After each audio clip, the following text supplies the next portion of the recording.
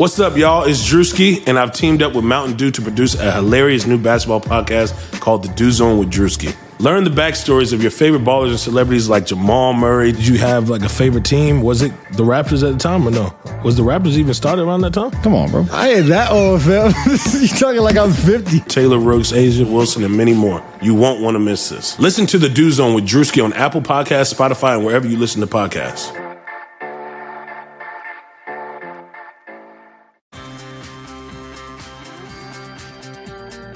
What is poppin', Hardwood Knocks listeners? I am Dan Favale, coming at you with a pre-podcast intro because we have Caitlin Cooper at C2_Cooper. As always, follow her on Twitter, from Indie Cornrows on the podcast. I did an intro with her, but while we were recording the podcast, Nate Bjorkgren got fired. And so while there was going to be other stuff attached to this podcast, and also this podcast was not going to be released on a random Wednesday afternoon, I decided it was best to just push it out, but also wanted to give you a note that we were reacting in real time. She was kind enough to stay on after the news broke. So we discussed that, discuss a bunch about the Pacers' future, which even if you're not a fan of the Pacers, they are one of the most fascinating teams heading into the offseason now, not just because they have the coaching vacancy. They have the potential to be really good if they're healthy. She is great, as always. Just wanted to throw you that note. Let's get to the podcast now, though, with Caitlin Cooper from Indie Cornrows. What is crack-a-lackin', Hardwood Knocks listeners? I am Dan Favale, coming at you without my fantabulous co-host, Adam Frommel. I am, however, super excited, as always, to be joined by a fantabulous guest and friend of the Hardwood Knocks podcast, Caitlin Cooper. She covers the Indiana Pacers for Indie Cornrows at SB Nation. Follow her on Twitter if you do not already, at C2_Cooper. Caitlin, how are you doing? I'm doing well. I'm happy to be back on here and talking about the Pacers again. It's been a minute. Yeah, so I have a rule that I try not to bother guests who are not on the same payroll as me more than twice a year. And so as all this was unfurling with the Pacers over like the past few months towards the end of the season, I was like trying to time it right. I was like, I'm always going to ask her to come on like before the season to sort of analyze everything that happened. But there was such like a shitstorm happening in Indy. I had to resist not trying to get you to come on for an extra appearance because, again, I don't like, having people on more than twice a year. I try to be respectful of their time in that way. And I can imagine that was a pretty hectic closing kick for you. Yeah, hectic's one way to put it. I mean, I think it's probably better that you have me on now because it seems like some of the fog has cleared. Like I do power rankings of parts of the NBA season that I enjoy covering, and pretty much everything that's happened with the Pacers over like the last month is ranking in like the deep 500s. Like rumors, sorting through rumors, locker room strife is all way down there. So well, as usual, I've brought you on to talk about only Sabonis and Myles Turner trade packages. And so oh, great.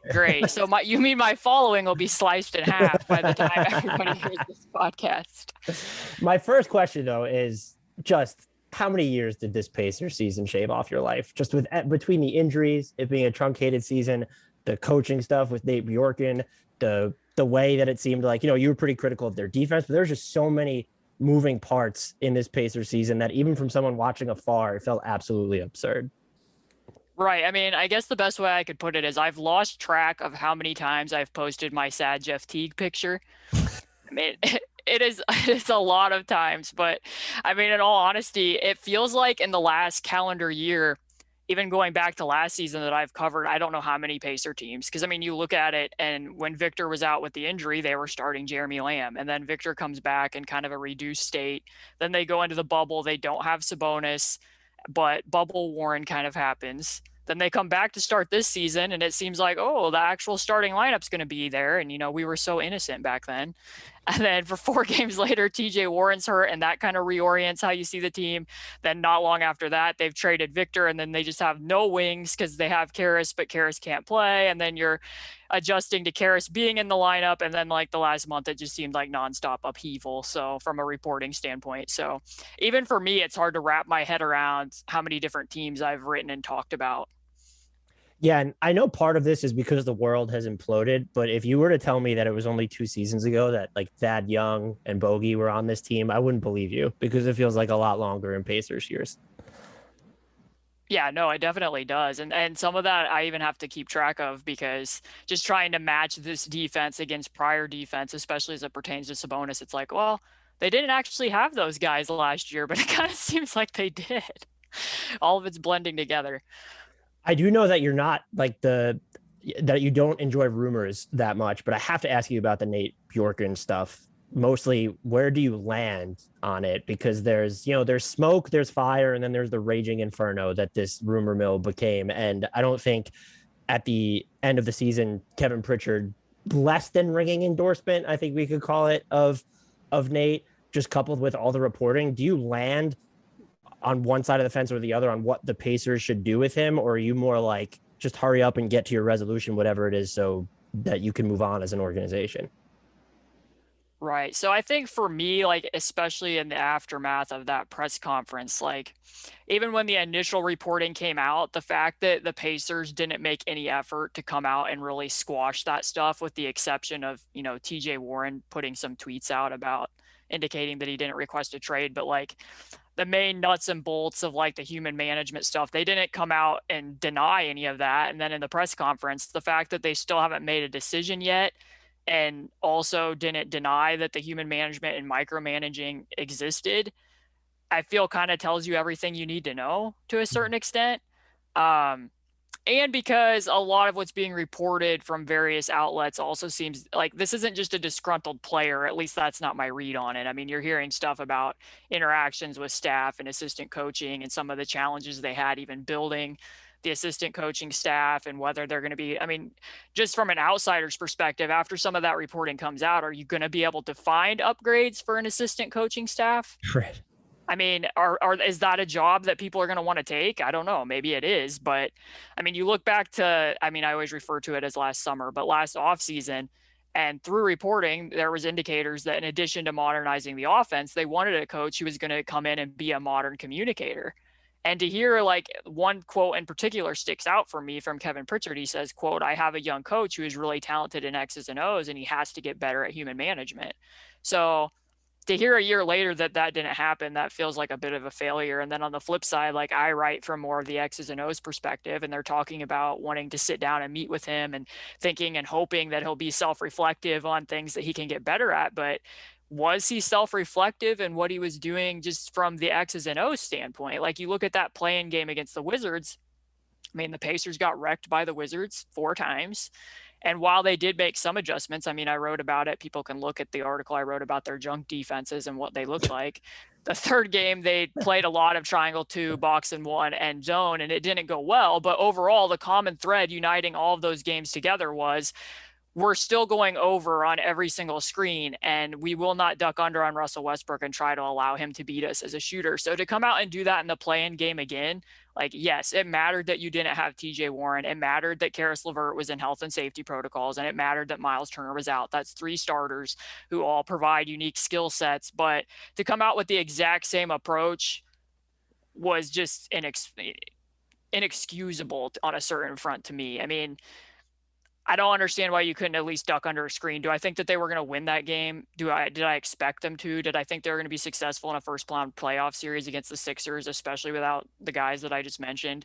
No, but that just shows a little bit of inflexibility there. So at what point do you feel comfortable expecting him to kind of be his exact opposite, if you know what I mean? Like if you get into this setting again next year, you're going to be happy that you sat with it. I mean, only they can really answer that because they're the ones having direct contact with him. But I wasn't thrilled from the standpoint that he coached this team as the Raptors pretty much from day one. And I wrote celebratory of many of the things that he incorporated offensively from Nick Nurse that I thought worked well for the Pacers, but I don't really understand the approach of defensively copying and pasting that on a roster that it didn't really seem to fit on, and that wore on as the season progressed. So I would land toward it's probably time to make a change, but that makes me feel icky. Like I don't like advocating for people to not have a job. And I suppose like maybe to give him the benefit of the doubt, if he had a full training camp and the roster was healthy and you really had time, like in his defense, this wasn't a great season to incorporate trying to play and shape shift through this many different types of defense. You're not having practices. You had a shortened off season for guys to get conditioned to play this sort of aggressive scheme. So I'm not sure that worked in his favor, but I think there's a lot of negatives working against him for sure. On a quick aside there, I can't remember if you wrote it or tweeted it, but you said something like they actually went under one of the screens on Russell Westbrook in one of the games against the Wizards. And I audibly laughed when you tweeted or wrote that, because it was clear how ridiculous you thought it was that they weren't doing things like that. The thing that seems to be working against him, because from my perspective, I'd be like, okay, it's a first year coach and there is a different human element to having to manage players as opposed to just dealing with X's and O's and other sort of stratagems. But when you see the reporting about like how little background work apparently went into, like clearing him, when you look at, there might've been problems when he was with the Raptors. This isn't even just a Pacers specific situation. That's what really seems to be damning, where from afar, I'd be like, it might just be time to move on at this point, because I don't know if this is an issue of a learning curve or just that he's forever going to clash with people because of his type of management style. Right. And I mean, just to show the other side, I believe Kevin Pritchard mentioned in the post-game presser that they did talk to up to 15. I don't remember the exact number. I mean, it seemed like he was shooting that down a little bit, and Nick Nurse did say something along the lines like he answered that and went kind of full fake news and talked about clickbait, and then said that what happened with the Raptors was 100% false. And obviously I'm not involved in any of those situations. But the one thing that I do look at is Scott Agnes, if people want to read it, it's really good, about the Pacers moving on from Dan Burke. He had a little bit of reporting in there that the Pacers had trouble building the assistant staff because of Nate Bjorkgren. So that leads me to believe that there were some issues going on beforehand. Otherwise, why were you having issues building the assistant coaching staff? You know what I mean? Like, I'm not saying that Indiana's a glamour market necessarily, but there's only so many coaching jobs in the NBA. And if you were having trouble getting assistants to come here and work, that leads me to believe that there must have been some sort of red flags, whether it was in Phoenix or Toronto or elsewhere. It's also funny because I had him when I did an early awards ladder, which is something I do at Bleacher Report. He was my coach of the year through like the first month or month and a half of the season. And to see how quickly that deteriorated, that ladder did not age well with the coach of the year award that I was writing about. And that was also the ladder where I got skewered by Myles Turner and Pacers Twitter in general. So thank you for coming on this podcast and not holding that against me. But when you look at this actual roster, and I mentioned this to you in the outline for this, I don't think we're there, but I think we're eventually going to get there on a national level anyway, for maybe people that didn't follow the team as much or just national people in general, where they're going to think that because of the Pacers record, the stuff with Nate Bjorkgren, they're going to say, oh, this team isn't contenders in general, that there's going to be a push again from the outside to maybe make major changes. And I'm looking at it more as, I don't know what they don't really have a ton of flexibility anyway, but what projected as your best 5-man lineup or your most important 5-man lineup with LeVert, Brogdon, Warren, Turner, and Sabonis played exactly 0 minutes together this season and never had a chance. I mean, just because Warren missed basically the entire year. And so I'm curious as to what your thoughts are on the roster. Like, do we chalk a lot of this up to, okay, this was a weird season for everyone, and the Pacers had the injuries. We haven't seen their best players play together for an extended run, and then just sort of run it back? Or are you someone that thinks there needs to be more of like a measurable material change to some of the personnel? Right. So, I mean, I feel like I'm making a habit every time I'm on a podcast. I tell people they're going to need a dinging sound for how many times I say I don't know. But I feel like this was a very big I don't know season for the Pacers for the exact reason you just lined out. I literally have not seen this lineup play minutes together. Now, I can make some cross comparisons from what you said earlier in the season when Victor was, moderately healthy and was actually shooting the ball pretty well for the Pacers right ahead before he got traded. That grouping of 5 there, they were an enjoyable team to watch. Like, there was reason to think that Nate Bjorkgren was doing good things with the team. The offense, they had a lot more weak side movement, a lot more flow, and in terms of how they're in better screening combination, stuff that they were doing was just better. So if I can plug Caris into that role and try to imagine it, the one thing that I'll say about the Nate Bjorkgren system is it's very interchangeable. with the way they run some of their staggers connected to staggers, like multiple people can play multiple roles. So it's easier for me to imagine a fit with Brogdon and LeVert and TJ with how this offense is. Now, on the flip side of that, with what I was saying with the Raptors, I'm not sure that this starting five really meshes with playing at the pace they were toward the back end of the season when they only had one big most of the time because one or the other of Turner or Sabonis was injured, as well as just what the defensive system is. I think there's a mismatch there and something would need to give. Like either you're not doing all of this shape shifting and you're not going to be this aggressive with ball pressure where you're constantly giving up odd man advantages and making people play into rotation, especially with the way that Sabonis gets used to play up top, hedging on side pick and rolls and kind of in this help and fly role. And even they have him pressing up on bigs a lot of the time, clear outside the 3-point line, even in non like dribble handoff situations. Like I think that there would need to either be a shift and somewhat of a relaxation in that scheme, or they would need to find players that better fit playing a Raptors style. And that may mean moving one of the two bigs to get a more, rangy, mobile 4 defender in some way, shape, or form, whichever big that is. But I mean, I still think this can be a good team. If it's a different coach, obviously my opinion would change somewhat there. I'd have to know what they were going to be doing, but I think they could be competitive in a first round, depending upon the matchup. I don't think that they have much of a chance to be competitive against Brooklyn or Milwaukee. Maybe if they got better at how they would scheme against Joel Embiid, because that's a matchup that Myles Turner and both Sabonis have had issues with, I might see my way towards that being, lasting like 6 games. Like I don't see them getting out of a series with either of those 3 teams as currently constructed.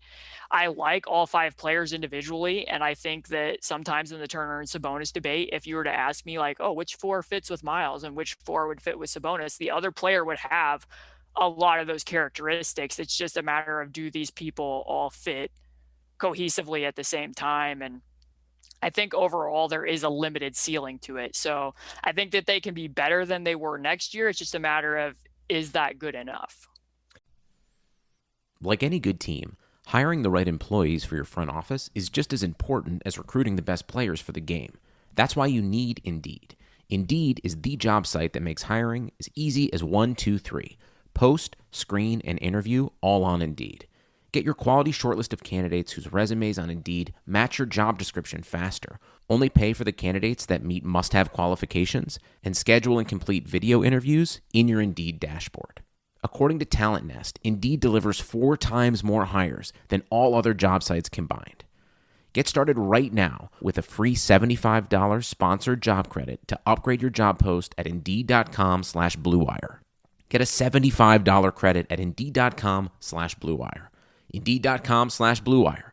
Offer valid through June 30th. Terms and conditions apply. There's also the element of, and I wouldn't, remake the roster because of these 2 guys, but you have TJ McConnell and Doug McDermott entering free agency. I think they're going to enter the offseason.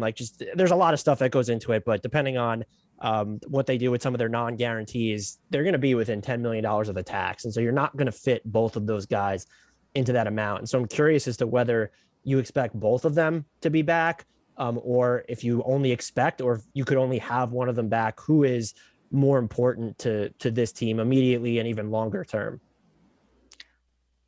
Right. So, I mean, Kevin Pritchard seemed to indicate that both of them have 2 feet in. Both of them would like to return. I don't think you're going to be retaining both of them and remaining under the luxury tax, clearly. So I would have some questions for the Pacers. I mean, how do they feel about Aaron Holiday? What's the system going to be? Do you see yourselves as staggering Caris LeVert and Malcolm Brogdon and having both of them man a lot of the point minutes? And also, if they do see themselves potentially moving a big, even if that doesn't happen in the offseason, like which one of the 2 of them are they leaning towards? Because I think if I'm retaining Sabonis, I know that the general line of thought is that shooters are more replaceable, but I don't think that necessarily chemistry and the way that those 2 gel together is. And I don't think it's probably can't be understated for Doug that yes, he's a movement shooter, but not everybody reads screens the way that he does and can cut the way that he does. He loves moving out of the left corner to his right. Sabonis is left-handed and loves running dribble handoffs on the left side of the floor, and that lets them fit really well together. And they just have a wavelength there. I mean, the number one assist combo on the Pacers was Sabonis to Doug McDermott. Their two-man game works well. So if I was retaining Sabonis, I might lean that way a little bit. If I'm leaning towards Myles Turner, I might lean towards TJ McConnell, especially if you're going to keep with Nate Bjorkgren, because TJ McConnell fits the system to a T on both ends of the floor, and he's going to give you more playmaking. And if you're not going to have Sabonis, you got to make up that playmaking some way.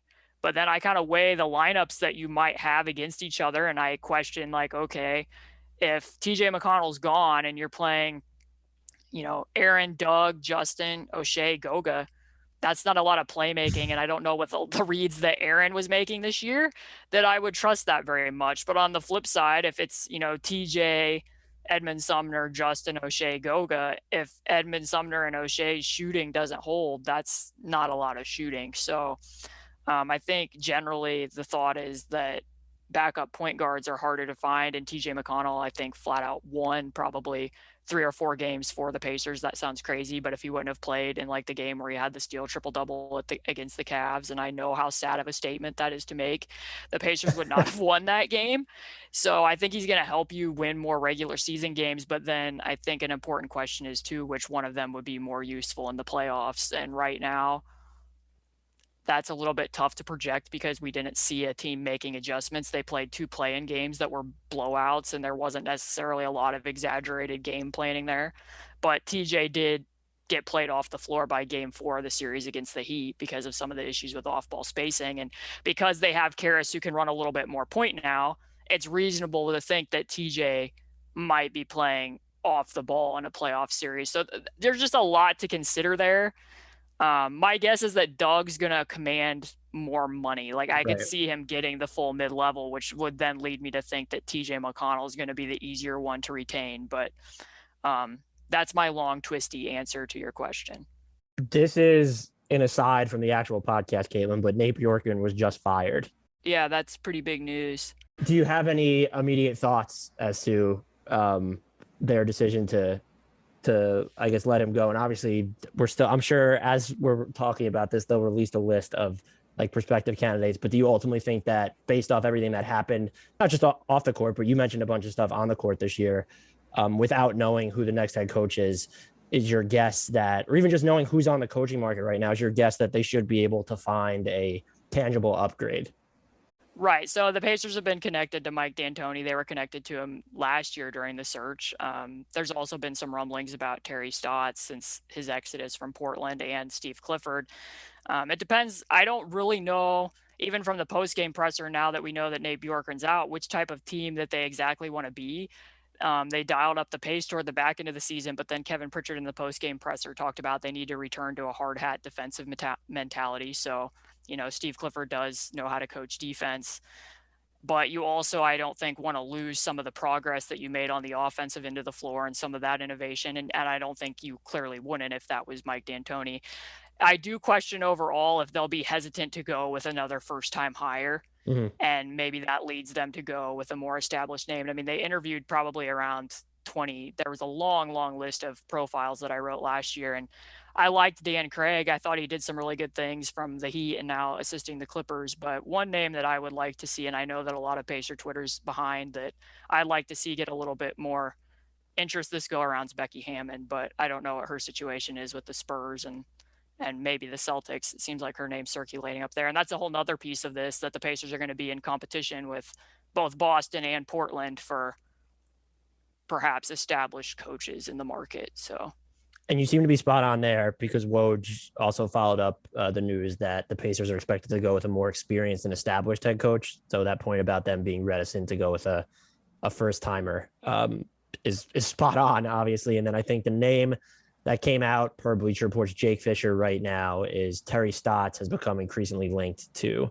their position. And that would fit with what Woj said in terms of the experience. I don't know whether he would improve the team, by a noticeable degree on defense. But if they're looking for someone who's experienced and who seemed to really have the support of his players, I guess that would be a name that could. Even if Steve Clifford has always seemed like that guy, and he comes with the cachet of, I feel like every team he's coached has gotten better defensively.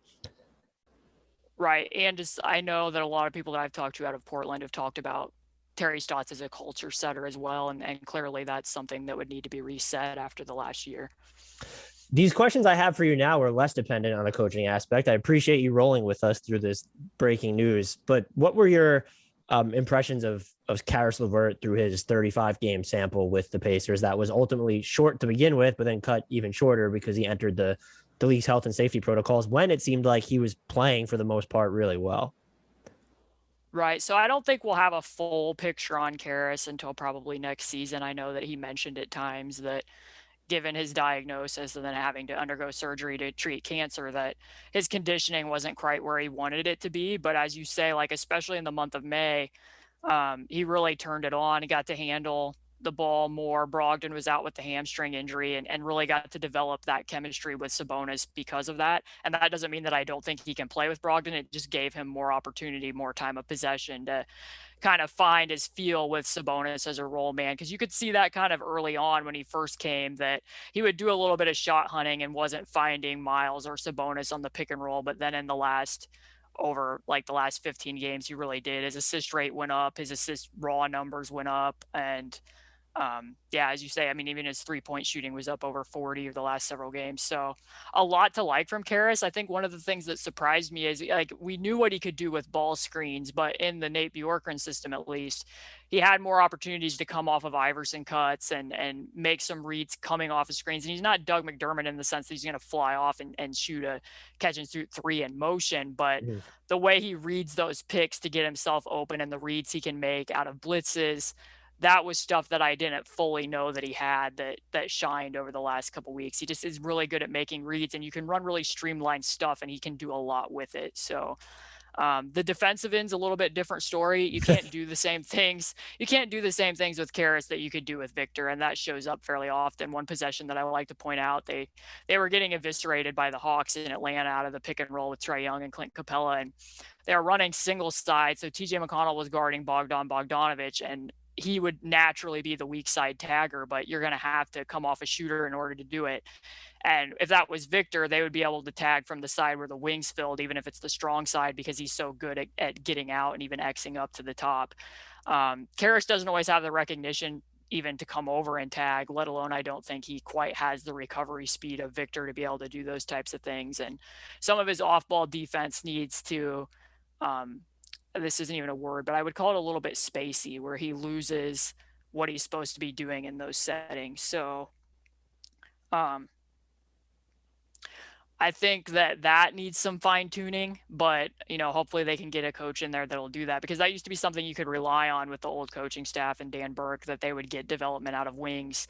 TJ Warren showed a lot of growth last year, even just over the first month of the season, and really tightening the screws on some of the things that he was doing as a defender. So hopefully they can bring in a new guy who will be able to get a little bit more out of him in that sense.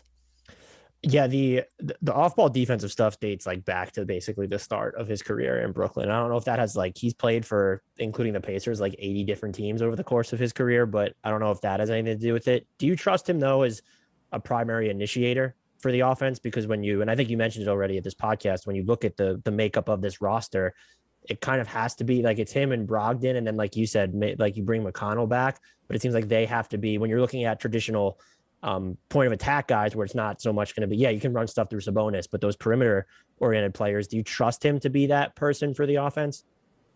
Yeah, I mean, he was doing it towards the back end of the season because Brogdon was out. I mean, when TJ McConnell was on the floor, TJ was doing a little bit more of it and his time of possession was down, but Caris is not, I mean, to put it lightly, his off-ball shooting numbers when he's in catch-and-shoot settings for his entire career usually settle in the low 30s. So to a certain extent, it feels like a more natural fit for Brogdon to be getting more spot opportunities and be doing stuff out of second side attacks with his ability to dribble, catch, and shoot. He can just kind of do more things in that general regard.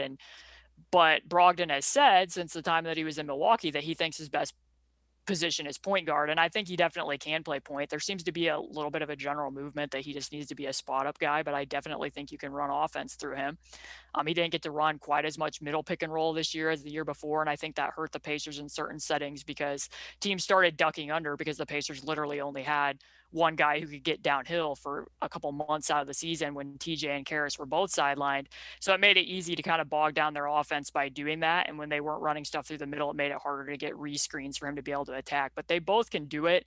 And I don't really ascribe to the theory of like, oh, there's only one ball or I don't think that you can have enough playmaking, and that's something that Caris does have over Victor. I do think he's a better passer overall than Victor. I mean, even just what I mentioned before, just his ability to pass out of traps is better than what Victor was going back to that series against Cleveland. So there's more passing, and they're both generally willing passing. I think there's sometimes that Caris can do a little bit of shot hunting, but I think that they're both willing to share the basketball. So with the right coaching staff, I definitely think that it can work. Whether it will and whether they're willing to make the sacrifices for it too is another question. But from a basketball sense, I think it can be a good fit.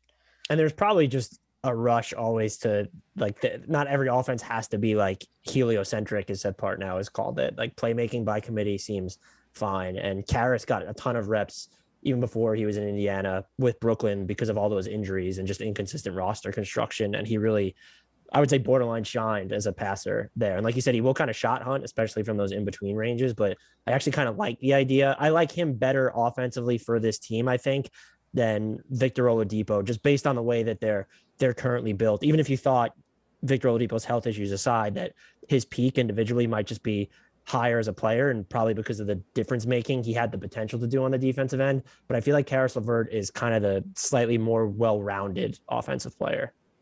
Yeah, I agree with that from what I said from the passing standpoint. And I think, we didn't get many opportunities last year to see TJ Warren and Victor play together with the aside of the bubble and TJ Warren, because Victor was kind of in the diluted state and TJ Warren had really established himself. You didn't have to do a lot of fit finagling there because it was kind of revealing it on its own. I'll be interested to see how the two of them play off of each other, but I think just the fact that because Caris can do more as a facilitator, where TJ Warren is definitely more score first and doesn't necessarily have that in his bag, that I can see my way toward, even though there is a little bit of overlap in how their games are, especially with what you said and being in the in-between range, I think that it can be more feasible perhaps than even with Victor in that sense. Well, you answered the second part of this question already for me, whether you like LeVert's fit next to Warren better than Warren's next to Depot. Do you have any, expectations for Warren next season? Like, is this something where we should expect there to be sort of a steeper grace period? Because he missed basically all year with that left foot injury. Just do you have any general expectations for what he can do for this roster, what to expect from him next season? Or, do they view him, should he still be treated as a core piece with he's extension eligible now, and he's also has 2022 free agency on the horizon, and people still do remember the bubble performance that he had. He could be quite an expensive player to keep around long term. Right. So, I mean, the entire end of game presser from Kevin Pritchard felt a lot of it like it was like a giant love letter to TJ Warren. I mean, they talked a lot about it. Did. I mean, they talked a lot about how much they missed him, just as being their top scorer from a year ago, the strides that he had made in the bubble, and that he was a fourth quarter scorer and a fourth quarter defender, and talked about him being able to guard other guys or other teams' top guys. And while I did quibble a little bit, like they brought up how, at the end of the year, we were having to have, Oshae or other people guard Giannis. I'm like, well, TJ didn't really guard Giannis last year either. I mean, this is going to sound strange, but I do think that TJ might be their best on-ball defender. There was times the season beforehand where like they would put him on possessions on Devin Booker. They would put him possessions on Jamal Murray, and Justin Holiday did some of that because Malcolm Brogdon's strengths really aren't point of attack, and you can do that with TJ a little bit.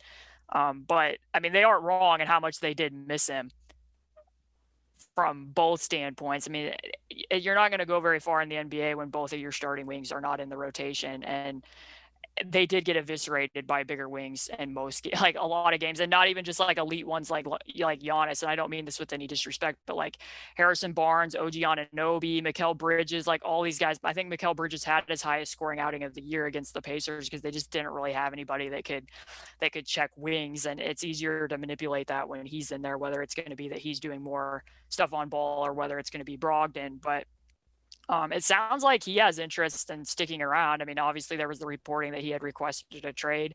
He shot that down, and Kevin Pritchard did, but there was also subsequent reporting from Jay Michael at the Indianapolis Star that he likes being in a small market and has enjoyed his time in Indiana, which he seemed to reiterate during exit interviews. So I see him as a key piece, but as you say, I don't know what the full amount they can offer him in an extension is right now before the season starts, but I think it's significantly less than what he would be able to get in free agency. So it does make the money tight if they aren't going to make some other type of a trade.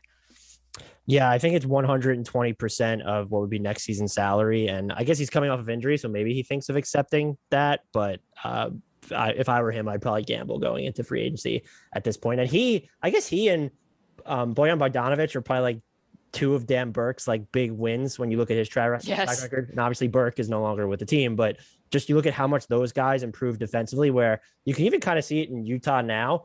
Like they're okay. Like they had Bogey on Kawhi for stretches in the Clippers in game one, and he did okay. Like he can play a physical brand of one-on-one defense. And then Warren, when you just look at how he played, and I know the stakes are different from Phoenix to Indiana, but like he improved exponentially on the defensive end during that first year with the Pacers. Yeah, absolutely. I mean, I pointed that out in our article, and I'm not trying to pretend that Luke Kennard is an elite player, but he's somebody that's been a killer against the Pacers over lots of games. And they played Detroit like 3 times early in the season a year ago. And TJ Warren struggled in that matchup. Like there were times where he was effectively setting like friendly fire screens. His footwork wasn't good, and he was almost screening his own guy. Even when they were over in preseason in India, he had moments where I'm mentioning with Caris LeVert, where he would lose track of people away from the ball, or whether it was supposed to be him who was sinking on weak side rotations. And then they play literally it was about a week or 2 weeks later, and he's defending Luke Kennard again. And not just whether Luke was making or missing shots, like his literal execution of what he was supposed to be doing on defense was like night and day. So, yeah, I mean, definitely a kudos to Dan Burke for that one, and for TJ. I mean, because I will say it's not universal. Jeremy Lamb didn't make the same strides that TJ did. He obviously put in the work to get better as well, but that's always been a concern. Like when I've had conversations about Caris can we trust that this will actually get better? And prior to, you felt pretty good about it, but TJ certainly made strides as a defender last year. I was about to say that this question's kind of loaded now that the Pacers don't have a head coach, but they were kind of in flux when we started recording this podcast anyway, so it was always going to be a loaded question. But when you look at sort of the 3 main pleasant surprises from this season for Indy, from Oshae Brissett, Edmond, Sumner, and then baby Shaq himself, Keelan Martin, is there one that intrigues you the most long term, or you think is most important to this team over the longer term? Right. So Edmond and Oshae were 2 reasons to keep watching the Pacers while they dealt with a myriad of injuries towards the back half and had kind of all this drama swirling around them. Edmond really improved you watch him and it looks like his shooting mechanics have got better, and he does more. A lot of what he does originates in the corner, but he doesn't just go there and stand in the corner. He's a great slasher, but he made really good use of cutting on penetration and also on banana cuts. And Oshae Brissett was just kind of a revelation. That's been a hole that the Pacers have had for a long time at the backup 4 spot. So I might lean in which one's more important. As much as I love the Edmond Sumner experience and just watching his raw speed in the open floor and his ability to leak out and transition, I might lean towards Brissett just because they don't have as much depth at the 4 spot. And I think that there's a trickle down effect by having him, that if you can play him minutes at backup 4, then Justin isn't doing it anymore. And he's not getting worn down as the season goes, because I think it was in April, late March, his 3-point shooting really took a hit. And some of that just happens by shooters naturally, but he just looked worn down. I mean, like I mentioned earlier, he would, with the starting lineup at times, he would be guarding the other team's guard, like Colin Sexton or whoever it may be. And then he comes in with the bench and he comes in and guards 4s. And if Oshae Brissett can do that, I think you can get him more to his natural position and hopefully get more out of everybody. But you hope that Oshae can continue shooting the 3 the way that he did, because he does a lot as a weak side defender. And the Pacers, so often their weak side help just wouldn't be there. And he's a guy that can move sideline to sideline really well, shuffles his feet, and could perhaps contest a shot from 3 and still get back. And I mean, I've seen him get blocks as a weak side rim protector a few times this year. So he's an exciting one to watch continue to develop. Sumner was really fun to watch. If he were 2 to 4 inches bigger, I might be inclined to pick him out of this 3. But I kind of feel like the answer was clearly what you said with Brissett. And also, I love me some Justin Holiday. I know you said he's overstretched in those backup 4 minutes, but one of the most malleable just glue guys in the NBA over the past few years. I think when you look at Kevin Pritchard's postseason comments, it was sort of like he fell short of Neil O'Shea in Portland saying we need a coach who's going to amplify this roster without it making any changes. But he seemed to kind of, like, when you look at what Pritchard said, like he wasn't expecting any major changes to the Pacers roster, was kind of saying that. That being said, just given, as we already talked about, McConnell and McDermott entering free agency, maybe they do want to increase some flexibility to keep both of them. And I do agree with what you said, since I didn't get to this before, that I would imagine Doug McDermott does get the full mid-level. His value as a movement shooter, obviously you mentioned, dude was shooting like 60-something% on twos this year, shot over 52% on drives. And so I think he's going to intrigue a ton. But if they wanted to go that route of whether it's just a change or increasing flexibility, is there a player that you look at on this roster who would be most likely to be traded before next season? I mean, Jeremy Lamb, after returning from injury, I give him credit because he was shooting the 3 very well. And from an offensive standpoint, it was kind of miraculous in the sense that he just didn't look different. Like, he was still gliding and getting to his spots as if he was never injured. As I mentioned before, his defense leaves quite a bit to be desired. And in this system, that got exaggerated more. I mean, he comes out at really awkward angles on closeouts. And when you're constantly playing in scramble mode, that gets amplified.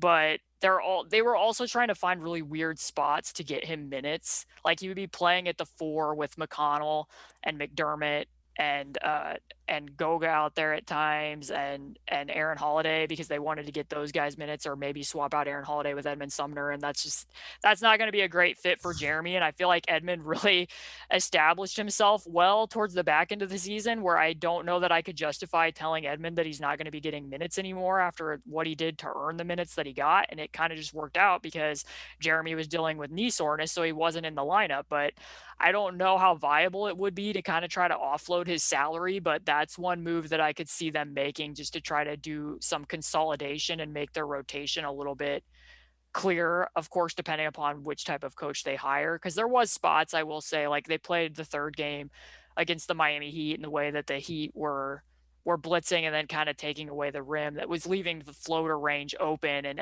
Jeremy's a guy who you feel good about putting in a lineup in that situation and still being able to score. He did good things against Toronto's 3-2 zone. The Pacers were really struggling to score against it in that game, and he came in and drew some fouls and was able to get into the soft spots. So, I mean, he does have value if he can be healthy. It's just that they have a lot of players at that particular position right now. And then, I'm with you. It seemed like they felt like they were going to keep the starting 5 intact and see, like, now what a new coach can do with that grouping. And I'm not completely opposed to it, but I wouldn't say I'm committed to it either. And the one downside to this, which you could see late in the year, is what you would do with Sabonis at the 5 defensively is very different than what you would do with Myles defensively. So if they do think they're going to make a move there, I think it would be beneficial to the new coach to know that, because it was very hard for Sabonis to step into a funneling system late in the year when there's no way that you're going to change that mid-season. But if they're going to be committed to it and they really want to see how it works, then that's one thing. But I guess my next answer would be a big. I won't say which one because I don't feel like getting yelled at by Twitter, but that would be the most likely person that would get moved, especially if they just wanted to add more depth at the 4 spot in the starting lineup. Just 2 quick questions before I get you out of here. I think we're both assuming, and I think everyone's assuming, that the crux of this roster is going to remain in place. You were pretty critical of their defense at different points. You were pretty critical of their defense during this podcast, actually. Do they have the personnel when left alone at full strength to be much better? They were dead last in the share of opponent attempts that came at the rim. Was that just a byproduct of poor transition defense? Is there something more sinister at play? Do you think that did their commitment to zone at points really betray them? So was it really more of a coaching thing or even availability thing when you look at the personnel, or do you think that there needs to be, like, there's still something missing from this roster that would prevent them from being a lot better defensively? Well, I mean, I think it's kind of all of the above. I think that the one thing I keep hanging my hat on, though, is that this was a top 6 defensive team last year with basically the same roster. I mean, TJ, again, that's a loss, but you are starting Jeremy Lamb in place of Victor last year, and the old coaching staff still managed to put together a top 6 offense with, Victor only playing a handful of games. So, and one other thing is like there wasn't a massive on-off differential in the defensive numbers when Myles was on versus off last year, because they just managed to scheme things better, and they kept Sabonis's radius closer to the basket than what you'll see this year. I mean, I pointed that out. I think from the non-system standpoint that they didn't always get consistent effort, but I think some of that comes from coaching too and holding guys accountable. But the system, like I said, was mismatched, I think, with the roster. And what you said with the zone, I think, is very prescient, because when you're trying to run that many different, I mean, the 2-3 nor the box and 1 or the triangle and 2 ever seemed very settled. It didn't seem like they understood what their roles within that were supposed to be. And some of that might come from what you mentioned, like so many different lineups having been there. But like bump downs were non-existent. I don't know why they were trapping the wing in a 2-3 zone. And if they were going to trap the wing in a 2-3 zone in certain games, why you weren't in pass denial mode doing that. Those types of questions are definitely worth asking.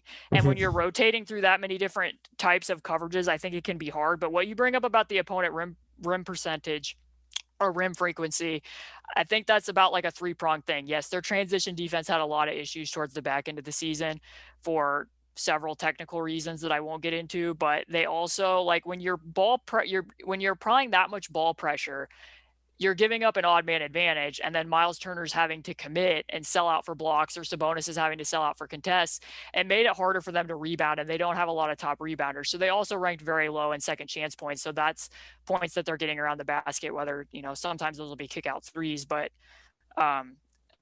those are some of the reasons. And then Sabonis just isn't going to protect the basket as well in the minutes that he's out there than Myles is, when you're doing so much funnel, which is where I go back to the two bigs. If you're going to have Sabonis out there, you're going to be, I would think, my gut inclination is that you would be pushing more of that and using baseline sideline as more of a 5th and 6th man, or 6th and 7th man, which is interesting because in the preseason they were icing more side pick and rolls. And then once the regular season started, they were pretty much having him exclusively hedge those. So when you're funneling stuff to him, he doesn't have the wingspan nor the timing to be doing what Myles does as a pick and roll defender. So that's certainly a contributing factor, but the opponent rim frequency was also like 3rd in the league, even in the minutes when Myles was out there. They just don't have any rim deterrence. They don't keep people out of the paint. And some of it goes back to like what I just said, their stances, even when they come to the nail, they're just funneling people right down the lane. So my inclination is because of what the numbers were last year, that you can get it better than what it was.